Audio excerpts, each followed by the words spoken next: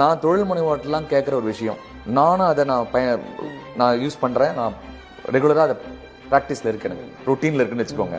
என்னன்னா ஒரு மாதத்துக்கு 2 மாதத்துக்கு ஒரு தடவையாவது ஒரு புக்கை படித்து முடிச்சிடணும். வியாபாரம் சம்மந்தப்பட்ட, இப்போ நீங்கள் வியாபாரத்தை பற்றி தான் பேசுகிறோம். ஸோ வியாபாரம் சம்மந்தப்பட்ட ஒரு புக்கை படிச்சிடணும். அது 100 பேஜ் இருக்கட்டும், 200 பேஜாக இருக்கட்டும். இப்போலாம் ஆடியோலாம் வந்தாச்சு, ஆடியோ புக்லாம் வந்தாச்சு. ஸோ நீங்கள் யூடியூப் போனீங்கன்னா நிறைய ஒரு புக்கையே ஒருத்தர் ரிவ்யூ பண்ணி போட்டுறாரு. அது ஒரு பிஸ்னஸாக ஒருத்தர் பண்ணிட்டு இருக்காரு, சேவையாக பண்ணுறாரு. ஸோ நீங்கள் யோசிச்சு பாருங்க, ஒரு லைப்ரரின்னு இருக்குன்னு வச்சுக்கோங்களேன். அந்த லைப்ரரியில் ஒரு 50 புக்கு இருக்குன்னு வச்சுக்கோங்க. உங்கள் வீட்டில் 50 சிந்தனையாளர்கள் நடுவில் நீங்கள் இருக்கீங்க அப்படின்னு ஒரு எண்ணத்தோட நீங்கள் பாருங்கள். 50 சிந்தனையாளர்கள், 50 பேர் வந்து திங்க் பண்ணி எழுதின ஒரு புத்தகத்தோடு நான் இருக்கேன்னா, அது நான் படிச்சுட்டேன்னு சொன்னால் எனக்கு உள் வாங்கிட்டேன் இல்லையா? அப்போ என்னுடைய அறிவு விசாலப்படுகிறது, கண்டிப்பாக என்னுடைய எண்ணங்கள் விசாலப்படுகிறது, நான் பார்க்கும் பார்வை விசாலப்படுகிறது. அதுதான் என்ன சொல்லுவோம்னா, உங்க வியூ